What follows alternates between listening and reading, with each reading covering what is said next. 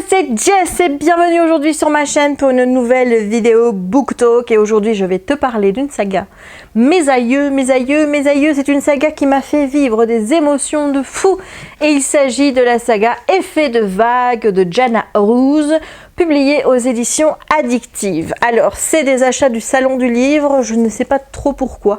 J'ai eu envie soudainement de romance et le fait que ce soit des briquettes m'a beaucoup plu. Je ne sais pas pourquoi, je ne me l'explique pas, mais j'ai eu très envie de lire cette saga. Je ne savais pas vraiment de quoi ça parlait. Je me suis plongée dedans comme ça et ça a été une fulgurance. C'est-à-dire que j'ai kiffé. Alors il y a plein de défauts à cette saga, il y a plein de choses que j'ai pas aimées, mais en attendant ces défauts ne m'ont pas empêché d'aligner, d'enchaîner les 3 tomes l'un à la suite de l'autre. Donc le premier fait un peu plus de 700 pages et les tomes 2 et 3 qui sont là mais que honnêtement j'ai pas la force de porter en une fois, c'est pas possible. Donc les tomes 2 et 3 font plus de 800 pages chacun, donc ce qui fait que j'ai à peu près lu 2400 pages en moins de 15 jours. Donc c'est pour te dire à quel point voilà, cette histoire m'a vraiment plu. Alors je vais te faire un petit résumé du tome 1, savoir un petit peu dans quoi tu t'engages si tu décides de lire cette saga, mais je ne vais pas aller plus loin. De même dans cette book review, je ne vais pas te spoiler sur les tomes 2 et 3. Je vais t'expliquer de manière sommaire mon avis sur cette saga, ce que j'ai aimé et ce que je n'y ai pas aimé. Alors, dans cette saga, on va suivre 2 personnages. Donc le personnage de Alexiane, qui est une jeune femme qui a terminé ses études de droit et aimerait bien être avocate. C'est plus spécifiquement, elle aimerait bien être avocate au sein de la Cour pénale internationale de La Haye. Voilà, j'espère que je l'ai bien dit dans le bon ordre. Et on va suivre également Matt Garrett, qui lui est un jeune homme qui a souffert de problèmes dans son enfance et dans son adolescence, mais qui a surmonté tout ça pour devenir un homme d'affaires intransigeant, qui a pour réputation de ne jamais négocier, de ne jamais répondre à ses mails. Voilà, ça doit être fait comme il l'a décidé, un point, c'est tout. Et ces 2 personnages vont se rencontrer. Il faut savoir que Matt Garrett a des maîtresses. Matt Garrett se sert du sexe pour un petit peu exprimer des choses, puisqu'il a aussi la réputation d'être quelqu'un qui n'a aucune émotion et qui n'aime personne.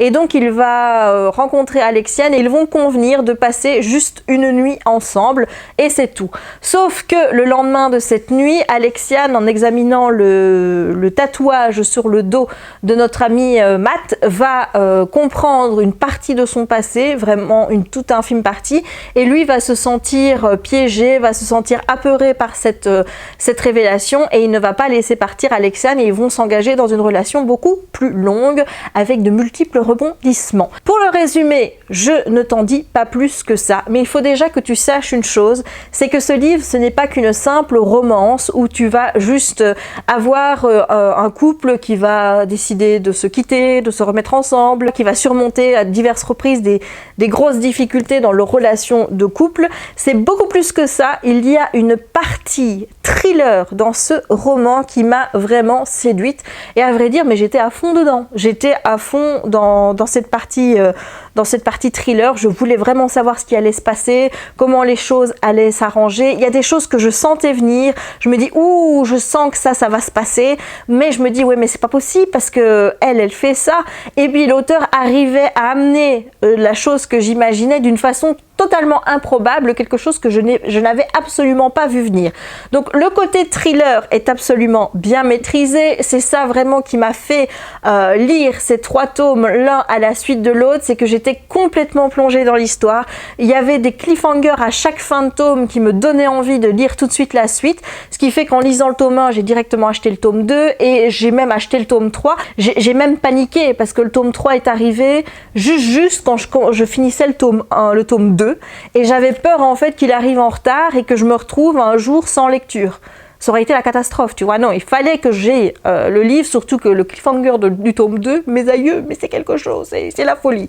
Enfin bref, donc ce côté thriller est absolument bien maîtrisé, je l'ai vraiment kiffé. La romance maintenant. Alors la romance, comment te dire? La romance, j'ai honnêtement trouvé qu'on se retrouvait un petit peu, surtout dans le tome 1. J'ai moins retrouvé ça dans les tomes suivants, mais dans le tome 1, j'ai trouvé des similitudes avec 50 nuances de Grey. Alors pas dans le côté BDSM, parce que du BDSM ici, il n'y en a pas vraiment. Il y a une autre technique qui est une technique où en fait... notre ami Matt est Nawashi, j'espère que c'est comme ça que ça se dit. Donc c'est une espèce d'art au Japon où on ligote des femmes nues d'une certaine façon pour rendre la chose belle, regardable sous un œil artistique. Tu vois ce que je veux dire? Matt d'ailleurs fait des photos et Alexiane reconnaît que ces photos sont magnifiques. Donc il y a ce côté j'attache ma partenaire, mais c'est uniquement attaché. Il n'y a pas des coups de cravache qui viennent derrière. C'est juste ce côté vraiment... corde qui est important. Donc il y avait ce côté 50 nuances de Grey dans les personnages, donc à savoir une jeune femme qui vient de terminer ses études avec un jeune homme qui est plus âgé qu'elle, qui a bien réussi dans la vie, qui est riche, qui a une réputation d'être quelqu'un de très difficile et d'homme à femme. Donc forcément dans ce côté-là, on a un petit peu les mêmes types de personnages qu'Anna et Grey. J'ai aussi trouvé que la fin ressemblait forcément à la fin du tome 1, même si encore une fois les circonstances sont différentes, même si Alexiane n'a pas ce côté cruche qu'avait Anna, puisque j'ai trouvé que c'était quelqu'un qui était beaucoup plus mature, qui savait aussi ce qu'elle voulait et qui n'hésitait pas à faire entendre sa voix. Elle a un côté un peu plus rentre-dedans que Anna, donc elles sont pas non plus vraiment pareilles. Et puis il y a eu une petite réflexion où là j'ai vraiment levé les yeux au ciel, où je me suis dit oui, 50 Shades, hein. Tu te souviens de ce moment où Anastasia est chez Grey et qu'il veut lui présenter sa fameuse pièce à jouer, et où elle dit ah t'as une pièce à jouer avec une PlayStation et tout. Et bien quand notre ami Matt Garrett va emmener Alexiane au Japon pour lui faire découvrir l'art des Nawashi, des Nawashi, je pense que c'est vraiment comme ça que ça se dit, elle va avoir cette réflexion de lui dire ah c'est une pièce de jeu, donc si jamais c'est des jeux vidéo, sache que moi je ne joue qu'à la Wii. Enfin voilà, un truc dans ce goût là, et forcément là j'ai pas pu m'empêcher de faire le rapprochement. C'est vrai que dans le fil conducteur de l'histoire et des choses qui se passent, des événements, on peut faire un rapprochement avec 50 Shades of Grey, mais voilà, c'est vraiment dans l'ensemble, en restant global. Maintenant il y a des différences notoires, mais c'est vrai que sur le côté du personnage masculin, on va reconnaître quand même assez bien les caractéristiques de Grey, surtout sur le côté je m'immisce dans ta vie, je suis jaloux, je suis autoritaire et je veux que tu m'obéisses. Il y a vraiment un côté Grey chez Matt Garrett, et j'ai pu me rendre compte en lisant ce livre que c'était plus du tout le modèle d'homme qui me faisait fantasmer, qui me faisait triper ou quoi que ce soit. Je levais les yeux au ciel tout le temps à cause de Matt Garrett. Voilà, donc c'est pas le personnage féminin ici qui me faisait lever les yeux au ciel, parce que Alexiane n'a rien d'Anna, elle n'a pas de truc intime là, je sais plus comment ce qu'elle a, sa déesse, tu vois, sa déesse, elle n'a pas tout ça. Elle est drôle, elle a vraiment une façon de répondre à Matt Garrett qui m'a plu, elle est hyper intelligente, et ça c'est quelque chose que j'ai vraiment beaucoup aimé. Ça a été vraiment un coup de cœur, ça a été ce personnage d'Alexiane que j'ai vraiment adoré dans les 3 tomes. Il n'y a pas vraiment de choses qui m'ont dérangé chez elle, à part peut-être ce côté de facilement pardonner à Matt ses excès. Là je me suis dit eh oh ma grande, affirme-toi encore un peu plus quoi, lui dis pas trop vite oui. Il y a des moments où enfin honnêtement je me suis demandé quelle femme pourrait supporter tout ce que Matt Garrett fait à Alexiane. Je pense que c'est pire que ce que Grey fait avec Anna. C'est pour ça que cette romance ne m'a pas semblé vraiment crédible, dans le sens où je me suis dit que ça peut pas être possible qu'une femme accepte tout ça, accepte de se dire parce qu'elle sait les difficultés, parce qu'elle sait les problèmes par lesquels est passé son homme, je passe à côté de tout ça, je lui donne encore une chance, ça va aller.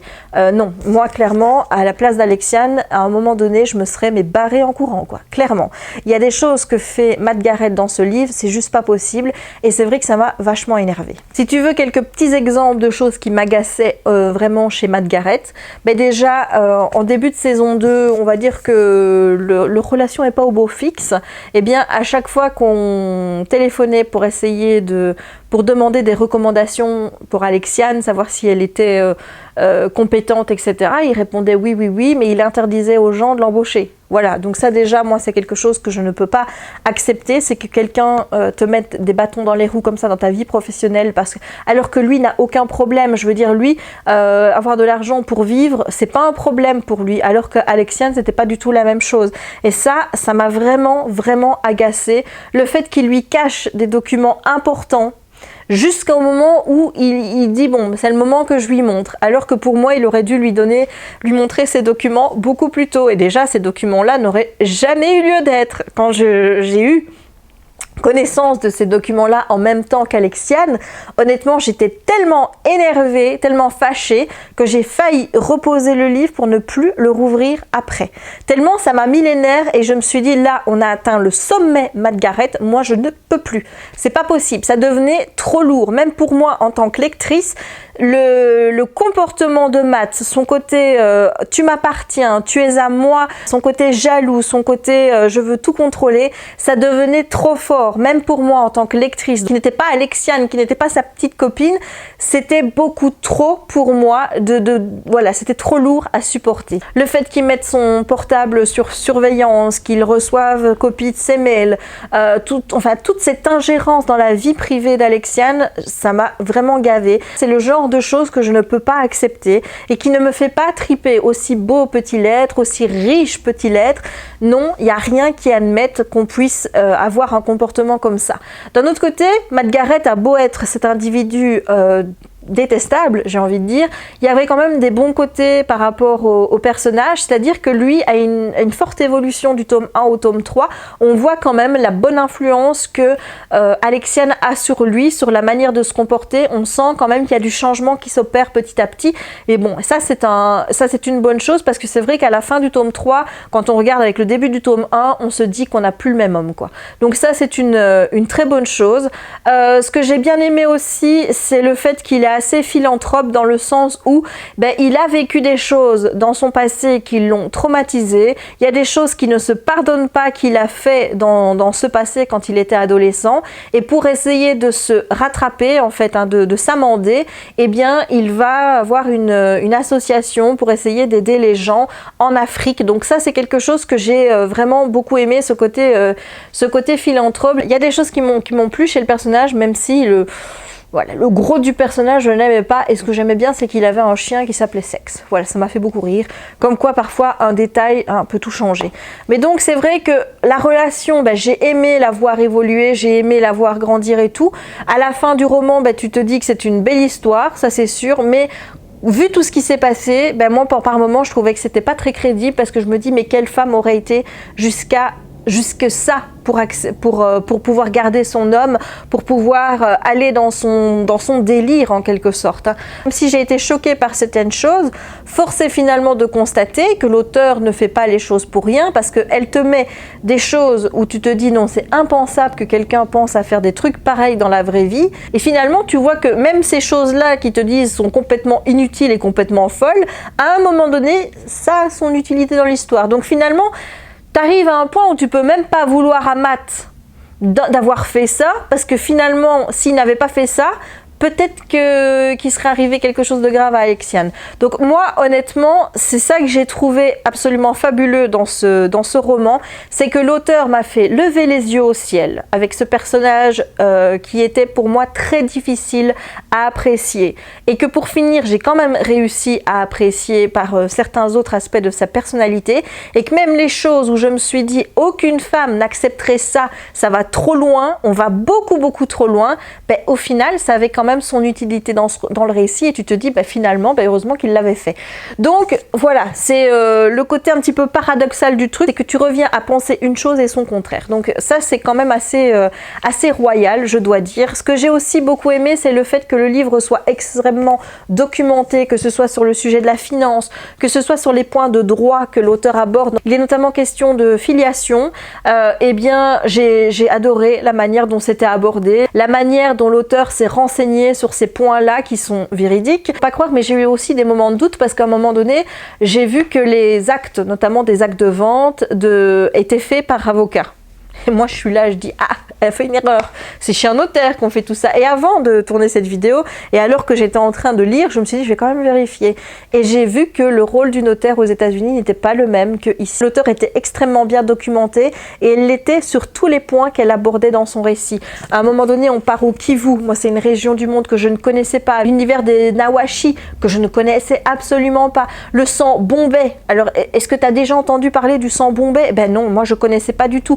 J'ai appris plein de choses avec ce roman, il faut pas croire. Donc, on dit de la romance, c'est une lecture légère, il y en a plein qui qualifient ça de sous-littérature, mais quand tu vois des livres qui sont à ce point documentés, tu te dis, ben non, regarde, ça c'est un livre qui est quand même assez riche et dans lequel j'ai appris plein de choses. Bon, je me suis perdue dans les détails de la finance, mais bon, ça je pense que si on n'est pas intéressé un minimum par le monde, je crois que c'est logique que les détails sur ce monde-là soient moins intéressants. Maintenant, je vais vite aborder les points qui ne m'ont pas plu. J'ai trouvé qu'il y avait pas mal de répétitions, notamment sur le fait que Matt était dans l'impossibilité d'aimer. C'est quelque chose qu'on nous resserre toutes les 2-3 pages, surtout dans le tome 3, j'ai trouvé que ça revenait de plus en plus souvent et j'ai l'impression que ça revenait comme le fait que le personnage essayait de s'en convaincre lui-même. Mais moi, en tant que lectrice qui voyais l'histoire sous un angle un peu plus objectif, j'ai envie de dire, je voyais bien que c'était un petit peu de la cacahuèterie ce qu'il nous racontait. C'est-à-dire qu'on voyait qu'il était en train de tomber amoureux petit à petit et qu'il avait beau se rappeler qu'il n'avait pas d'émotion, qu'il n'aime personne, c'était clair comme de l'eau de roche qu'il était en train de tomber amoureux d'Alexiane. Donc ça m'a gavé d'avoir toujours cette répétition tout le temps de il est incapable d'aimer, il est incapable d'aimer, comme si on essayait de convaincre le lecteur en disant n'espère pas un happy ending à ce niveau-là, tu ne l'auras pas. C'est comme si on essayait de me marteler ça dans la tête et à un moment donné ça m'a agacée parce que moi qui voyais un petit peu comment les choses se passaient et qui est buté sur son happy ending, je me suis dit je n'y croirais pas. Je n'y croirais pas, donc arrête de me répéter ça, ça m'énerve. Donc ça m'a pas mal agacé. Ce qui m'a aussi pas mal agacé, c'est le fait qu'on change un petit peu d'avis. Hein, voilà, que ce soit Matt, à un moment donné, il dit blanc, et 2 pages après, il va dire noir. Et c'est pareil un peu parfois chez Alexiane. Il y a des changements d'avis comme ça qui sont un petit peu trop rapides et qui, moi, m'ont un petit peu trop saoulée.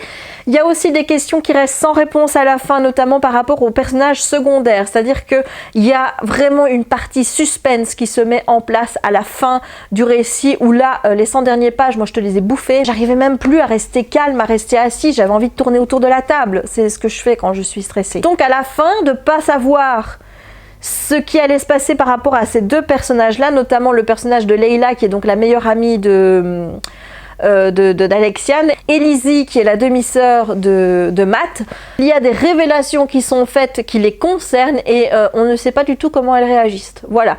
Mais ça, je ne m'inquiète pas trop par rapport à ce point parce que quand j'ai posté mon avis de lecture sur Instagram, l'auteur a répondu qu'elle l'avait fait exprès pour se garder l'opportunité de faire des spin-offs.